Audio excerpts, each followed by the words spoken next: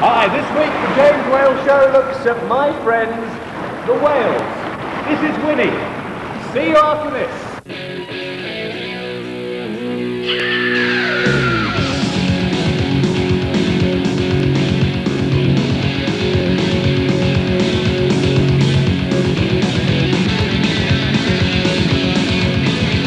The James Whale Radio Show.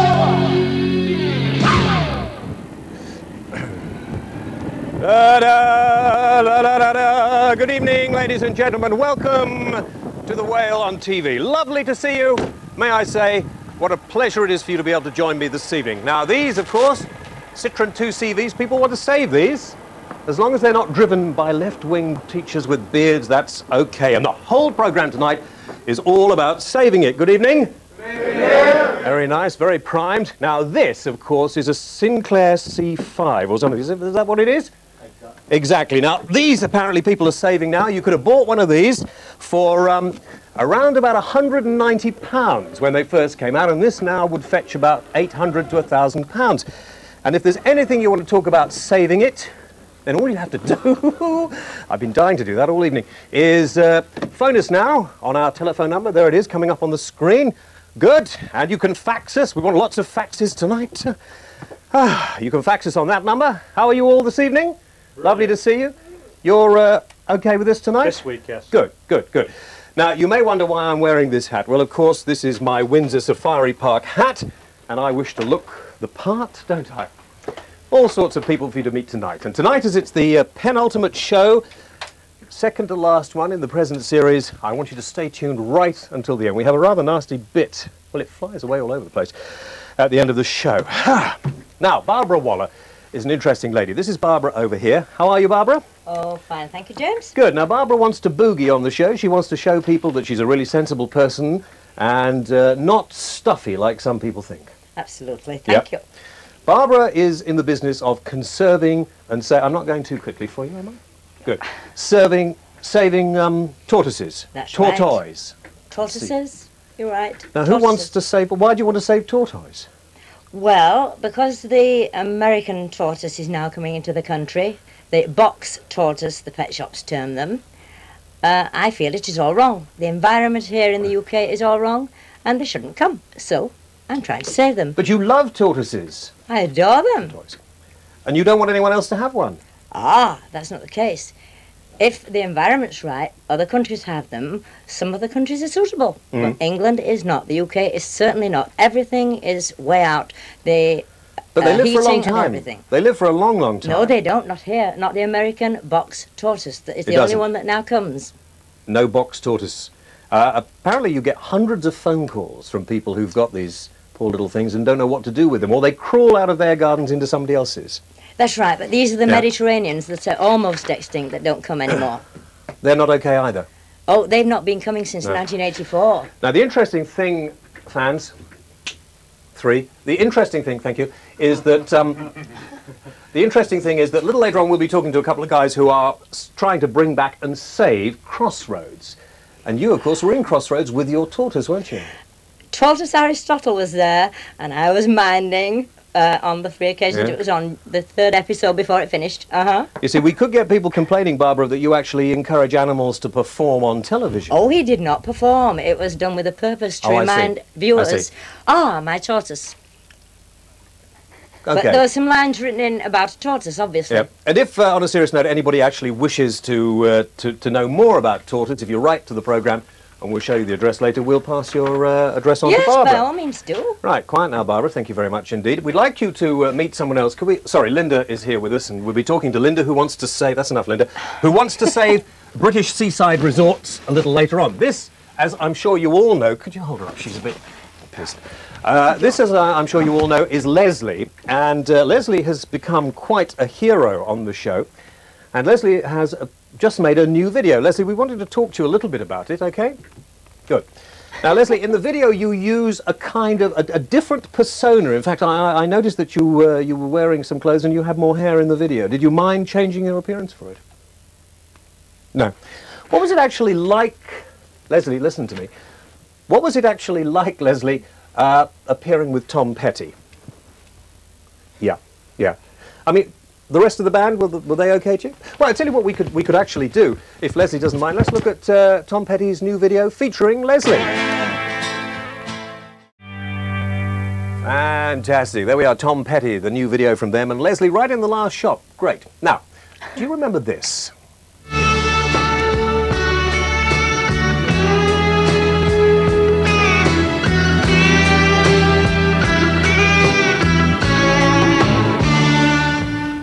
Ah, there's Frank Tate from Emmerdale Farm, but never mind. Doesn't that bring back some memories? Do you know, I got married in between my father's pub closing and Crossroads coming on the television. We had to get back from the registry office but that's another story. Ancient history. Now, Meg and Tish from Crossroads are with us over here. Meg, hello, and Tish, lovely to see you. Linda's still there, lovely. Hi, Linda. Now, you run the Crossroads Preservation Society. That's right. Under the pseudonyms of John Cavio and Simon Cole. That's all right? Yeah. Now, I mean, I was heartbroken.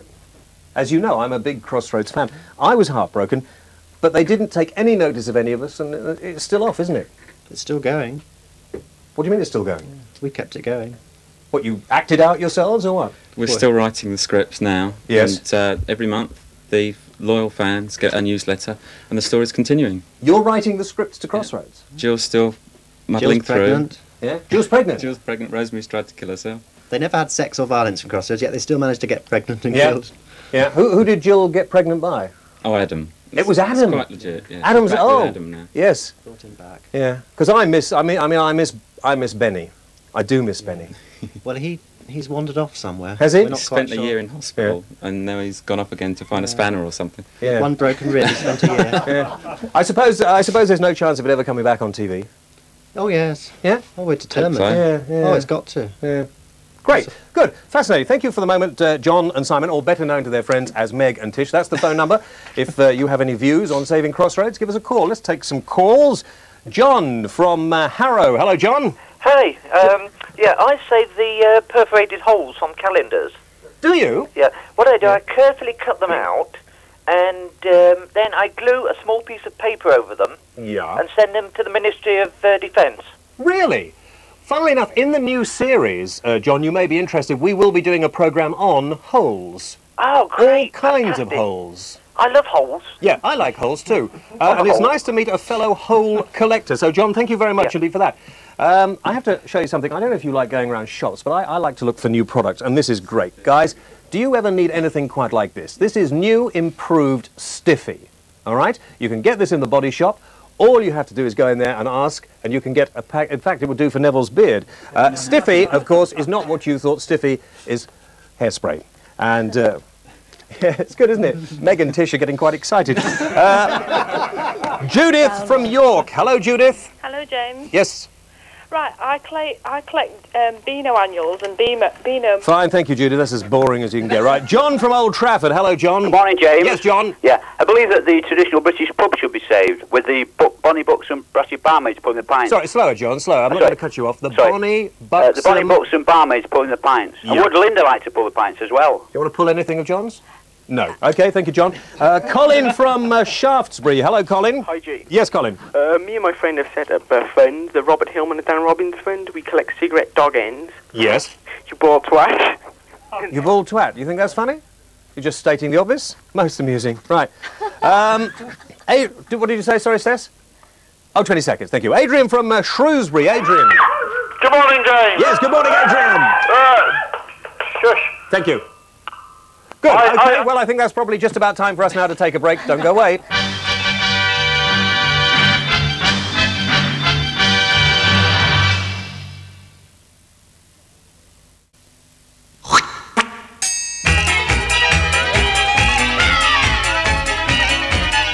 It's competition time! Yes, folks, welcome back. And last week we said we're going to get a really good prize for you, and we asked you a couple of questions. The prize on the competition is this. It's a Nikam stereo recorder worth a few £100. There's no need to do that. It's overacting. And it's going to be all yours if you got the questions right. One of the questions was, of course, what does Nikam mean? All right? And if you missed last week's programme, tough. I'm not even going to tell you the questions, but if you haven't sent in, we'll be drawing the prize next week on the last show. And is it okay for Grampian with us now? Not yet. OK, we're waiting for Grampian in a few moments. Linda's here with us, and we're going to talk to Linda about saving the British seaside resort a little bit later on. And we're hoping to go to welcome our viewers from Grampian who are a little late. It's bound to have something to do with the World Cup, and they will be with us as I speak in a couple of moments. But it's a great shame, really. Who are the other two guys with me? What, these two here?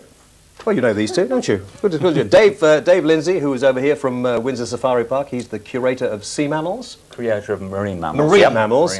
And this is Sean White, who is from the Dolphin Conservation Society. In fact, the director of the Dolphin Conservation Society, Camera 2. Grampian with us yet? I can't wait. I've got to get on with the programme. I mean, you know, are they here? They're not here. We think they're here. If you're with us with Grampian, hi, nice to see you. This is the prize, by the way. This is the prize, a wonderful Nicam stereo recorder. Unfortunately, you missed the questions, and that's all there is to it. Now, I wanted to talk a little bit about saving whales and dolphins, which is very close to my heart. You might think it's funny, but it isn't. It's quite a serious thing. And I guess probably you two guys are on the same side, although perhaps you differ in certain places. Let me start with Sean, first of all. It seems that saving whales and dolphins has caught the public's imagination tremendously. Why do you think that is? I think that everybody really has a great affection towards whales and dolphins. This admiration for these animals that seem to sort of live in harmony with their environment. They don't harm one another, they certainly don't harm man. And I think that people generally just are amazed that they could survive in that environment. Yeah. Now, Dave, you work with them. You form pretty close links with them, as I saw, and as we will see in a few minutes. Are they happy with you? I mean, do they take kindly to being kept in captivity? Well, they seem to. I mean, we have a breeding group of animals, as you saw. We had 4 young that were all born at Windsor. If they weren't happy, we certainly wouldn't go into the water with them. They're very powerful animals, and in spite of what Sean said, there are cases of dolphins hurting people in the wild. It's isolated, and by and large, they don't. But they're animals, they're wild animals, and we work with them. And as I say, if they weren't happy, we certainly wouldn't go in the water with them. OK, we'll come back and talk in a few moments. But first, I'd like you to come with me down to Windsor Safari Park, where I met Steve Walton, who looks after the world's largest predator. And I met him down there. And I met Winnie, who I'm terribly in love with. Whaley goes to town. OK, now, Steve, just check me. I mean, she's capable of biting an arm or a leg off without even feeling it, isn't she? Yes. Right, you sure she's OK? Absolutely. Ah, fine. Good. OK. Well, if you bring her out, and I'll have a chat with her first to make sure that we've got some kind of rapport. Don't keep looking at me like this. You've got to dress like this for the part. Hello, Winnie. Come and say hello to James. Lovely. Like a rubber boot. Look at your tongue, that big long tongue. 52-inch long interlocking teeth there. Yeah. Designed for ripping a prey apart. Yeah, thanks, Steve. How are you? You going to say hello, Winnie? Say hello to James. Good girl. That sounds like the producer first thing in the morning. Hello. These are my Just grab all of the tackle, reach out, pull on tight, move hands.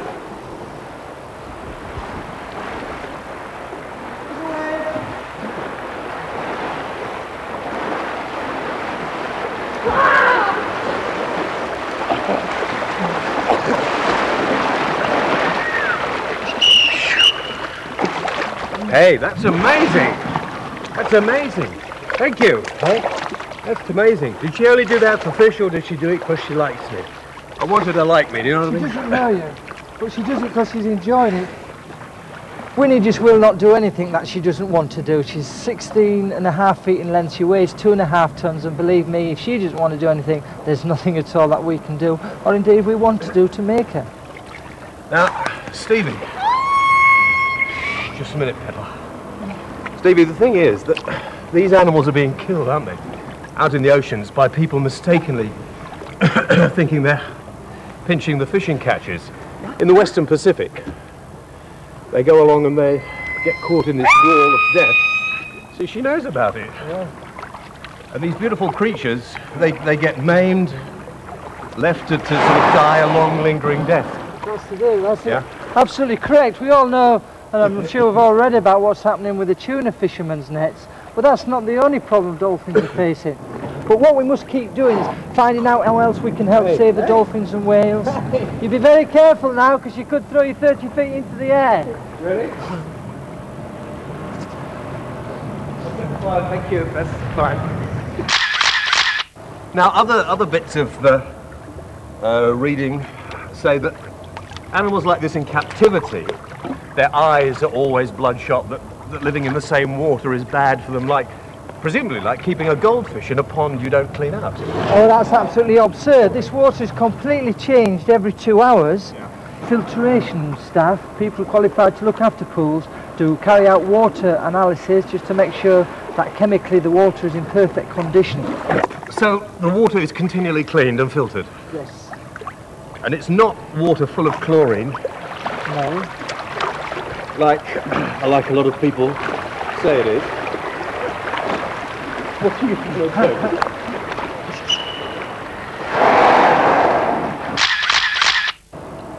I like animals, so I know that you can't actually make an animal do anything it doesn't want to do with cruelty, but there'll be a lot of people looking at this who think it probably is cruel to keep something like this in captivity and to train it to do circus tricks. Our so-called training is only a disciplined structure around their own natural play, and they certainly aren't trained to perform circus tricks. Things like jumping through the hoops and things like that have long since gone.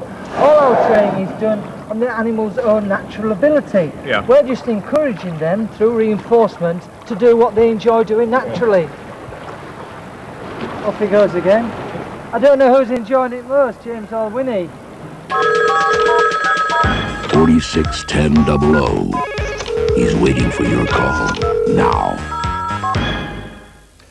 Well, Dave, I mean, it seems to me that these wonderful animals are being sort of slaughtered for all kinds of reasons. What's the biggest killer of whales and dolphins? There's no direct killing of killer whales. I'd like to make that clear right from the start, James. But they are killing them in these drift nets, and they are killing them when they go hunting tuna, aren't they? They are, yes. But I mean, I read several things here I should really clarify. Okay. First and foremost, the orcas that we're looking at here on this film are not being directly killed. Some have been maimed, certainly in the North Pacific Ocean.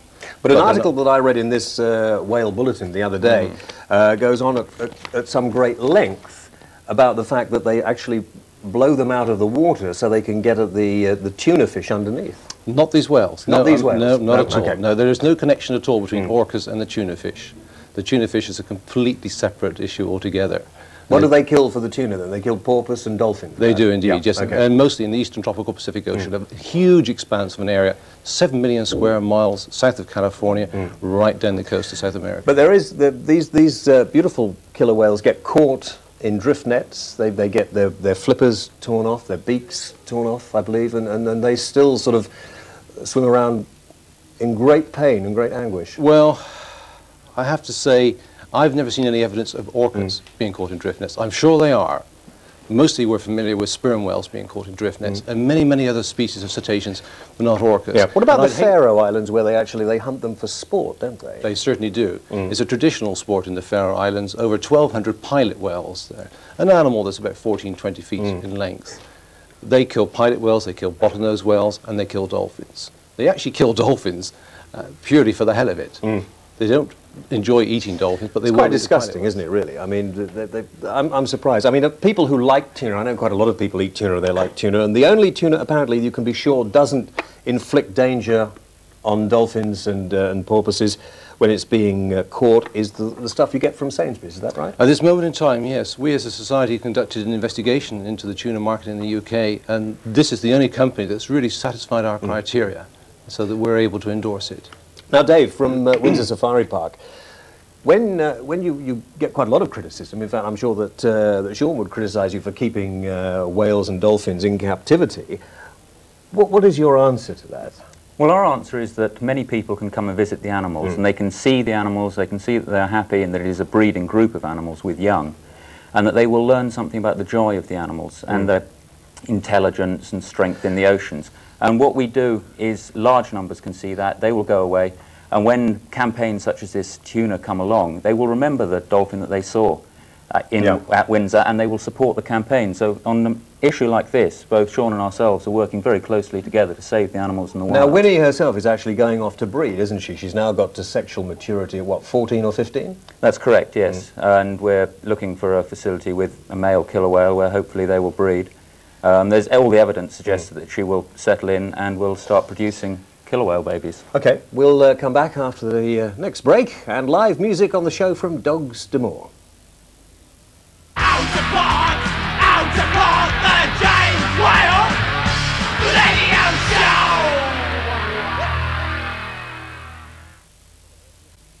Into port the James Whale Radio Show! OK, we're in the canteen now, and you know, it's, thank you, very nice indeed. There's always one. I wanted these guys on the show as well, can you believe that? I always wanted some really raunchy, hard music. I got what I bloody asked for tonight as well, didn't I? Ladies and gentlemen, Dogs d'Amour!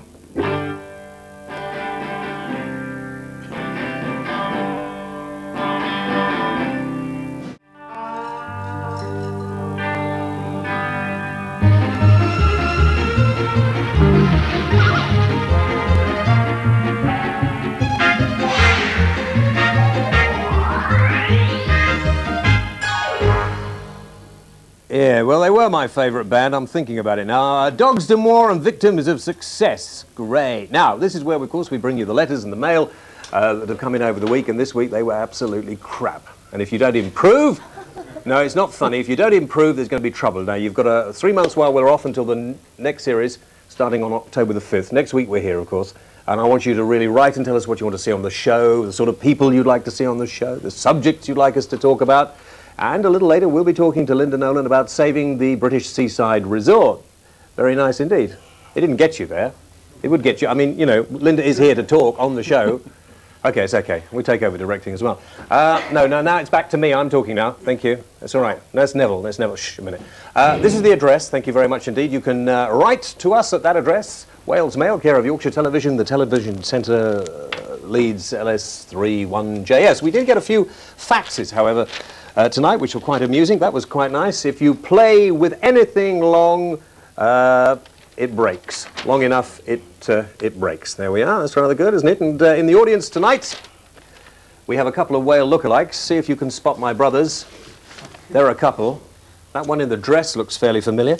Now, this is, who's this from? This comes from the students at Cardiff University from Haydock Hall, who says, could you give us the little finger salute? What's that? I see, yes, OK. Yeah, it's not very ladylike. Yeah, and that's rather nice. We're talking about saving things. What about the teenage mutant hero Whaley? Do you like that? I rather like that. Thank you for the faxes. The faxes have been quite entertaining tonight. Calls. Let's take a call. We've got Clodagh from Gloucester. Hello, Clodagh. What do you want to save? I'd like to save the British accent. The British what? Accent. The British accent. Why? Thank you, Clodagh. Anyway, that's great. Very entertaining woman there, Clodagh. Doug from Worthing. Hello, Doug. Good evening, James. Yes, Doug. James, could I ask a question of Dave Lindsay? Dave Lindsay, you can indeed. Dave. Great. I mean, I'd like Dave to explain if he's ever put himself in the position of the whale or dolphins at Windsor. I mean, they're animals that swim miles and miles in the sea, varied environment, and yet they're confined in a bare, featureless concrete box. I mean, how would Dave feel if they took the water out, kept pumping the chemicals in, and put him in there for 10 years? That's not the point. What we're judging is the animals' results. The animals are long-lived. Several of them have been there since 1970. Our male dolphin, Smarty, is 27. He is the father of 4 young dolphins, ranging in age from 6 down to one of 7 months. And in fact, we have one whose birthday it is tomorrow. Actually, Doug, it's an interesting point that... do you keep animals? I actually worked at Windsor Safari Park for a few years. But do you keep animals? Well, you know then, in that case, hopefully you know, that if animals aren't happy, they have the ability to sort of curl up and die.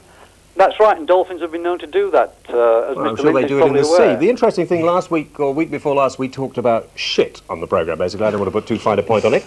And if you've ever seen, this is the sort of stuff that goes into the sea. So those poor animals are swimming in the sea. Now, this is a sample of Blackpool Beach, all right?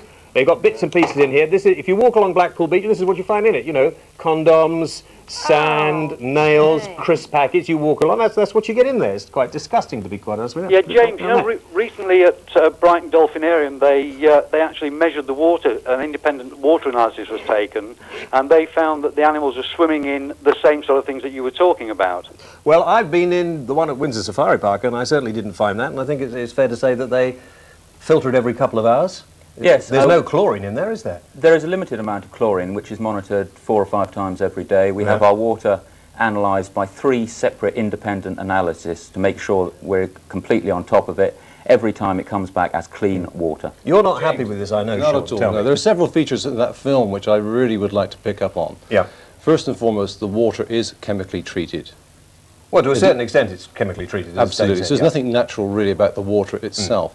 There's nothing natural about the exhibit itself.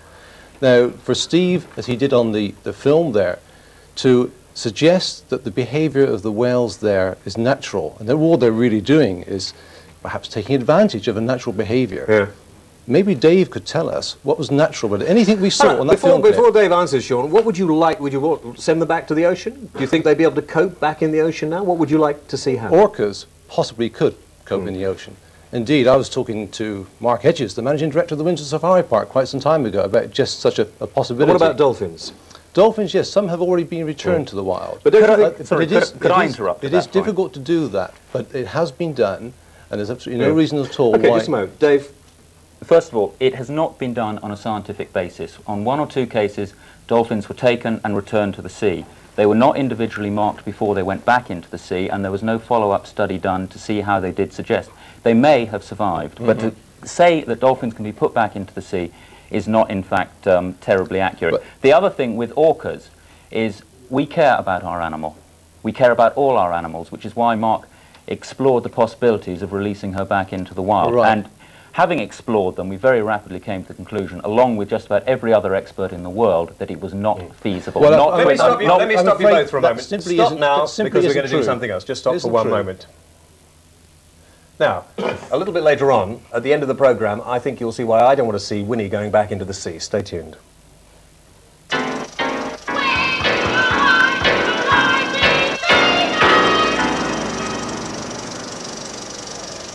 Very nice. Now, Whaley's Wailers is an occasional feature on this programme that proved over the past couple of years quite popular, and we hope over the summer months you will send in your home videos of your musical successes. Now, a whaler has to be something special, all right? I don't want to see all those rather smooth, wonderful, well-rehearsed bands. We can see loads of those. I want to see some of you having some fun. In fact, we have a new whaler to show you tonight to add to our collection, and it'll give you the rough idea of what we'd like you to send in over the summer months. The address, of course, is the usual address, but this is rather good. It comes from the Mutant Hordes, and it's called Coming Randy Mountain.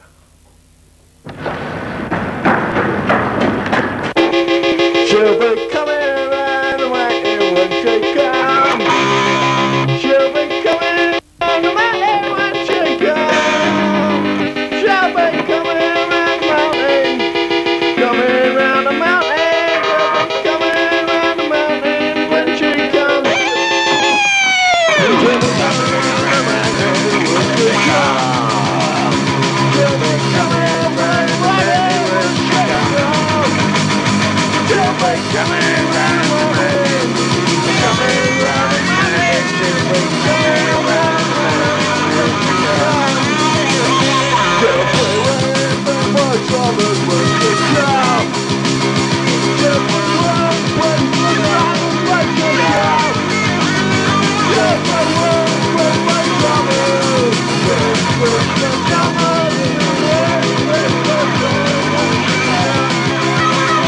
Jump!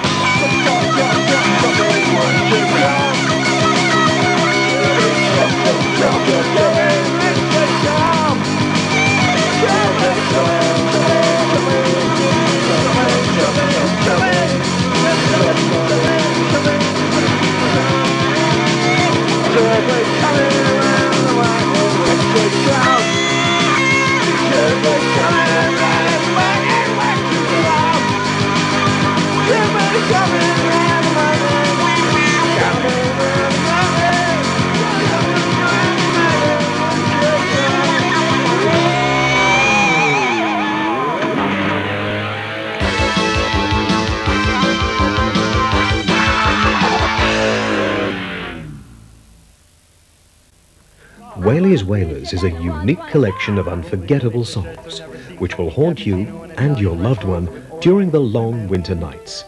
Who could forget the lyrics of Grip the Knickers' classic?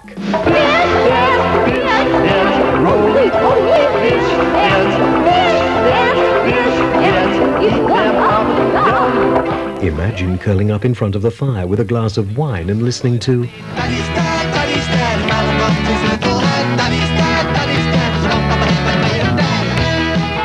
Remember, Whaley's Wailers is not available in any shops.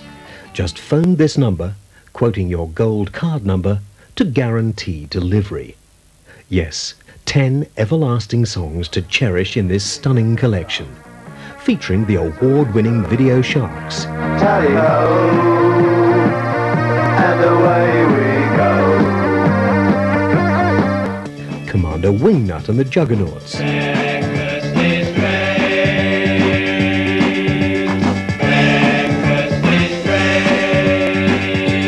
Many more.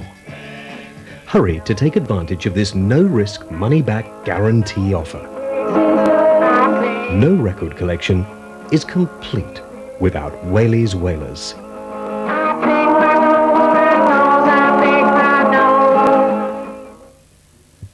So, hopefully you know the address. Can we flash the address up just in case, and you can send the Wailers into us over the summer months.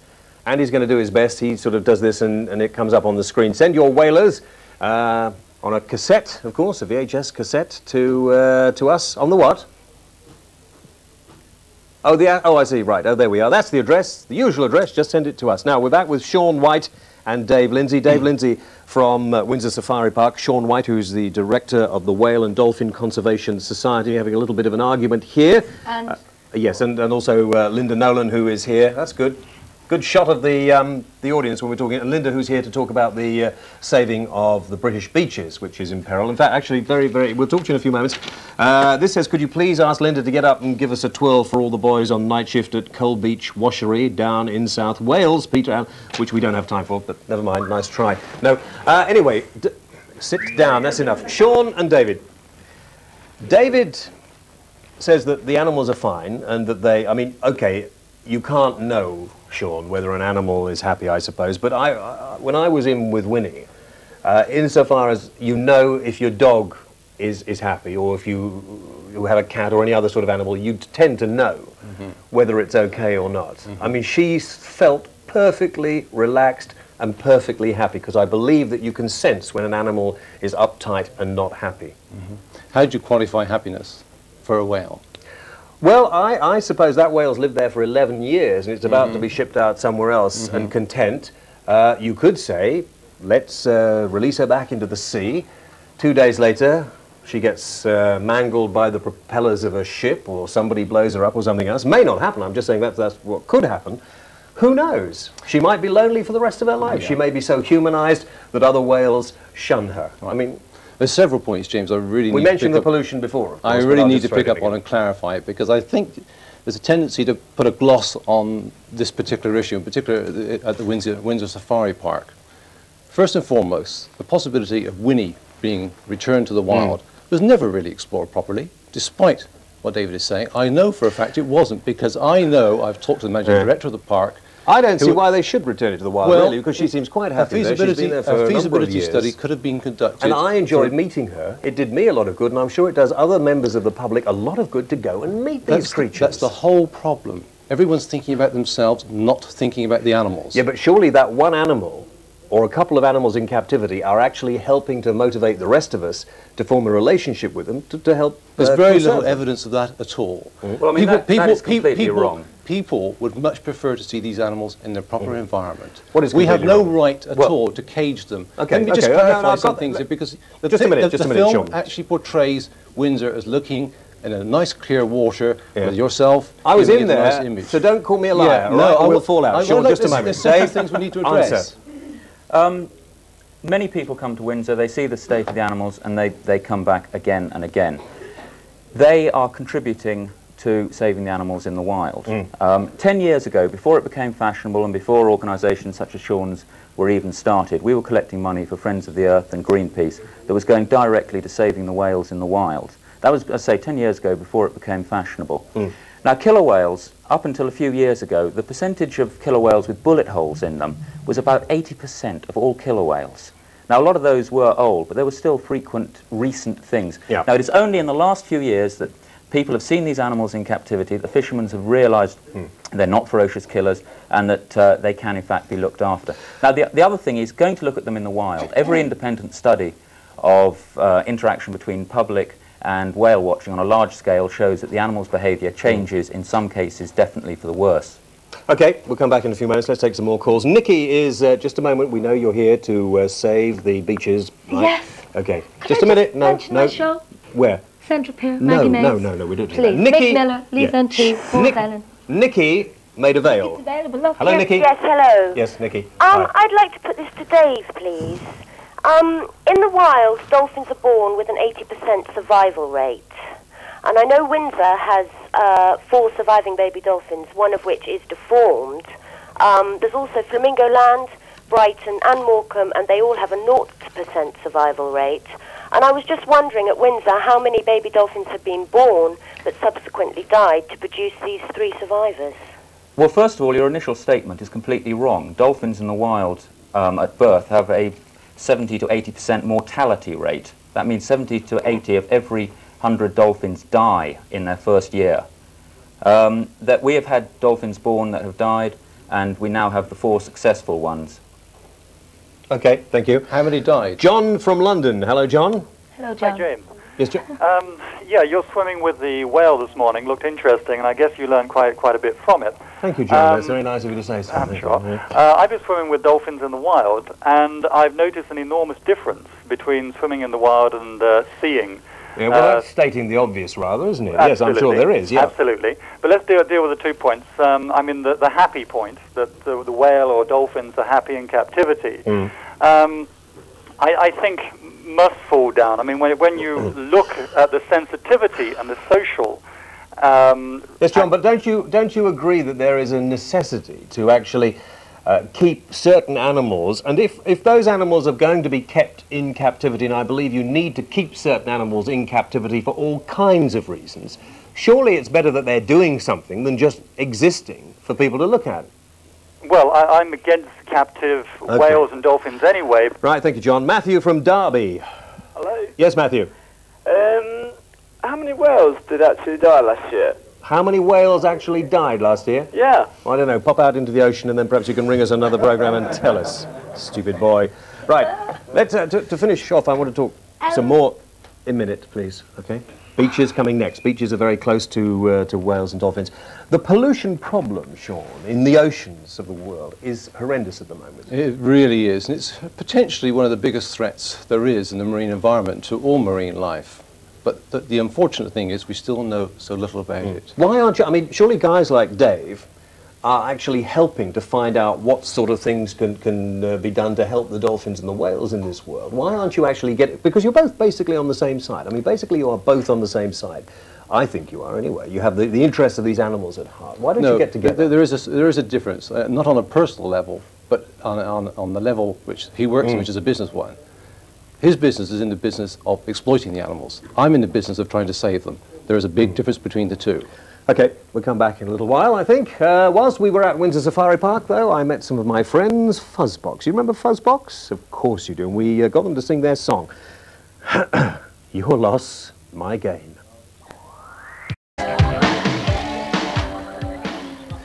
Okay, Barbara, butt out of it now. We saved the tortoises a little earlier on. Barbara's been boogieing all over the place. Oh, look at her. For goodness sake, Barbara, just sit down and shut up. Now, Dave actually made a point. He thought we were getting off the subject slightly. I did want to... I'm bringing back Sainsbury's tuna. Okay, darling, yes. I love tuna. Yeah, okay. We're running out of time, rapidly running out of time. Actually, I'll tell you what. What? Come back next week and we'll talk about the saving of the British beaches, okay? Do you promise me yes, that? Yeah, next week, okay. Next week, come back and we'll talk to you then. We haven't got time now. Let me leave the last word with you, Dave, because there are a lot of porpoise and dolphin murdered in the pursuit of tuna, aren't there? Roughly how many? Have you any idea? It's hundreds of thousands. It's primarily the yellowfin tuna, but I mean, obviously it's an aspect that we have to look after, and that's where places like Windsor Safari Park and Sean's organisation should be working together to try and protect these animals in the wild by If it needs boycotting tuna, boycott it, and just generally keep an awareness and try and clean up the oceans of the pollution. See, that's the thing that really bugs me about both of you doing, I think, splendid jobs. But you're working sort of at different angles and find it very difficult to agree with each other, I know. I wish we had a whole programme that we could devote only to this subject, and perhaps in the future we will. I mean, excuse me. What about Shut the beach? up. Shut up about James, the beaches or you won't come back such a next week. slap. Sean, to finish off with, I'm sorry we haven't actually had enough time to fully explore everything that you wanted to do, but people can, of course, get hold of this International Whale Bulletin. It'll tell you all about it. Thank you both very much indeed for joining us. Now, before we... It was a pleasure. That's okay. Sorry. Before we finish, I'd like you to watch what happens at the end. Join us next week for the last in the final series, won't you? And I don't want to mess up your weekend too much. Have a nice weekend, but please look at this and take note of it. From all of us here, a very good night. Bye-bye. Bye.